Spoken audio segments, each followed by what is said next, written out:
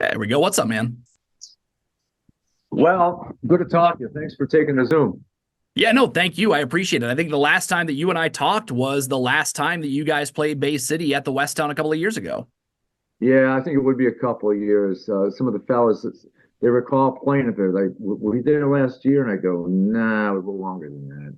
Yeah, it's been a couple of years, but we're excited to have you back coming up on Saturday. Before we talk about the show and everything going on in the world of Sponge, I want to talk first about new music because on social media a couple of months ago, you guys were teasing you're in the studio, you're working on something. It's been what, 3 years since your last album came out. So where do we stand when it comes to new Sponge music? Well, this is kind of an odd request from the Cleopatra label. They asked that we would do a cover record, and we're not much for covering other people's songs. We do on occasion, but so to do a whole record is kind of strange. But we decided, okay, we'll take a stab at this. And they requested the record of us about 10 months ago. So it's not the lack of trying. We just wanted to get our brains wrapped around what is the angle. So the 30th anniversary of Rod and Pinata is coming up in August, and 94 was the release date. So we decided to pick a bunch of groups from 1994 that were important bands, songs that were popularized in 1994. So it's the record is called 94, and it's full of songs from bands that we really loved back in 1994. Can you give us any hint as to what may, even just one that might appear on there? One song that I was just so taken with, and I recall the video being a groundbreaking video at the time, from Danzig, Can't Speak. And that song is just so, I mean, it's incredible. I would have never thought in a million years until we started researching songs from 1994 and having recalled the song and the video and was a big fan of it. So we have, Danzig, Can't Speak. We have Bull in the Heather by Sonic Youth. We do Oasis and Blur, and we even did a Mazzy Star song. When exactly do you hope to have that out? Is that planned around the 30th anniversary of Pinata? Well, we were hoping to have the record wrapped up and delivered and available to us around April, but we're still in the mixing process at the moment. But it's been tracked, and we're just in the home stretch for final mixes. So we're fingers crossed. We have that record in hand by June. Now, in terms of new music, so we got the covers album coming. Is there new music down the pipeline because you haven't done the original music thing in a couple of years now? Yeah, well, we're tying that in to a real special 30th anniversary Sponge record that we're working on as well. Right now, there's a bunch of unreleased songs that we went back and we found old tapes from the studio back in 1993, and we have to bake the tapes. Like literally, some folks bake them in the oven to bake the moisture out of them, so you could put them on a machine and then digitally transfer them into a file. So we started doing that back in November, and not only are we having remixed and unreleased tracks, but we're working on some new originals to include on that record as well. So we recorded a couple songs about 2 weeks ago. We plan on doing 2 or 3 more to include on this record.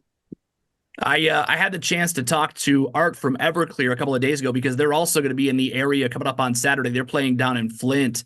And he mentioned that he doesn't really feel the need at this point to record new music because he has so much out there with Everclear, with solo stuff. And I feel like you're sort of in a similar boat with Sponge and Crud and the Orbit Sons and the Lucid, everything that you've done. What fuels you when it comes to like creating new music when you're at a point where I imagine when you put a Sponge set list together, it's difficult to decide on what songs to play because you have so many. How do you find sort of the creativity? Where does that come from to write this new stuff? I just feel the need to always write. And I try to sit down and write 3 times a week.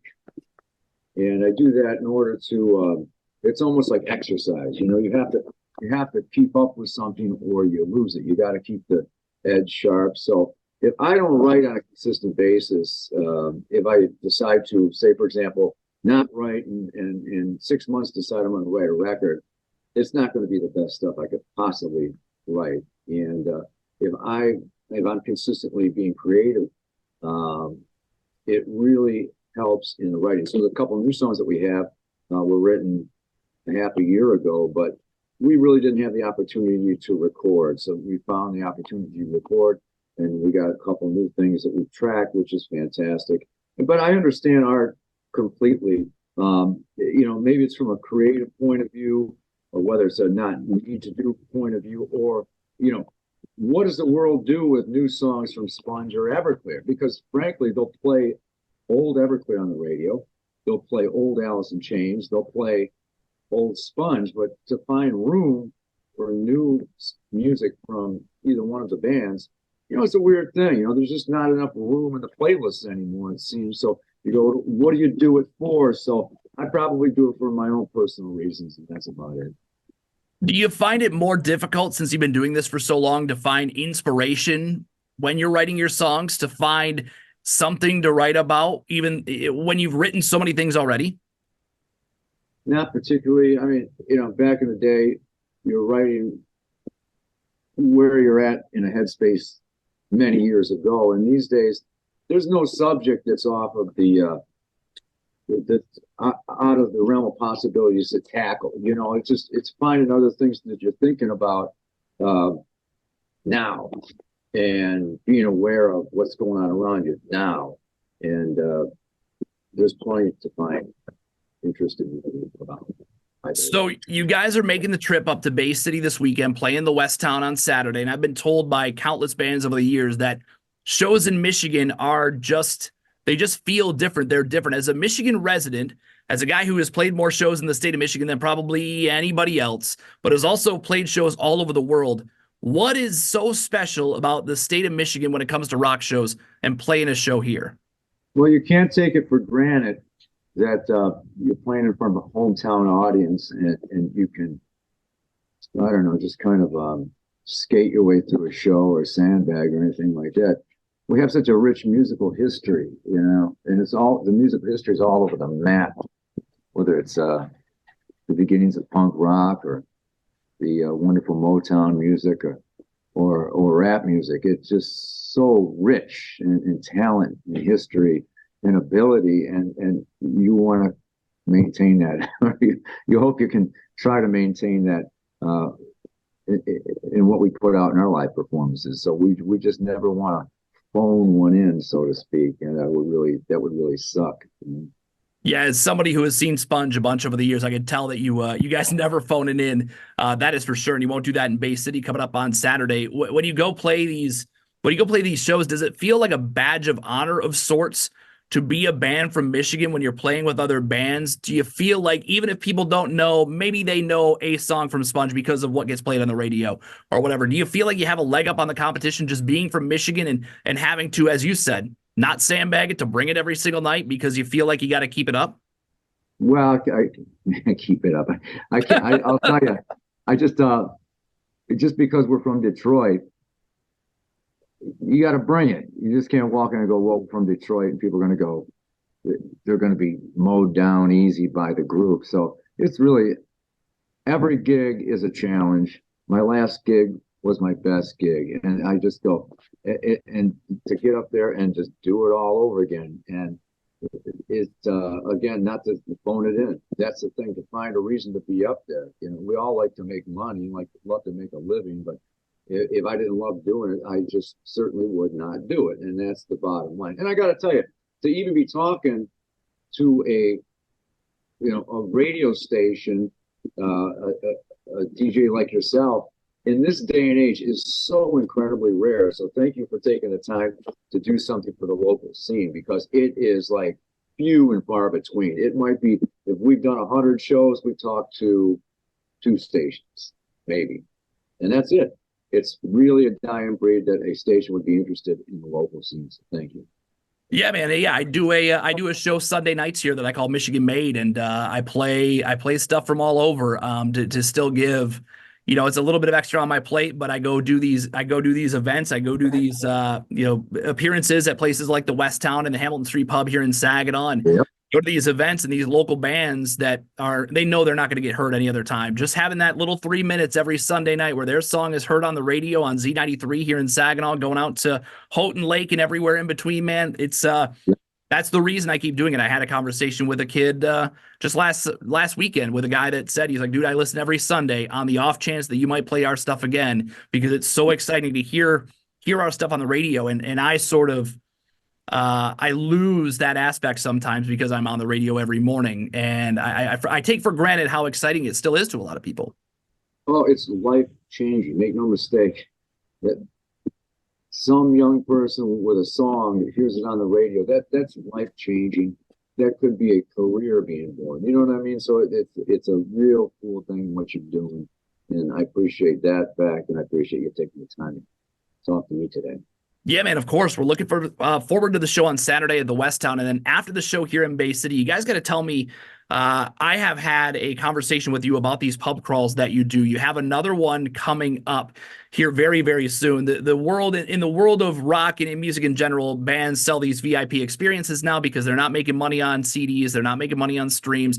They got to find other avenues to make money. What you guys are doing in terms of the VIP experience is very, very different than walking into a room to take a photo in front of a step and repeat banner with a Xeroxed photo. You take a bus and you go to 3 different locations with your fans, which is incredible. And I don't think there's anyone else doing it. Oh, it's a real blast. It's turned into a tradition, and we've done many here in the Detroit area. We've taken it also to Long Island, New York. We've done one in Wauwatosa, Wisconsin, the Milwaukee area. And yeah, this is tradition for us, and we're nearly sold out.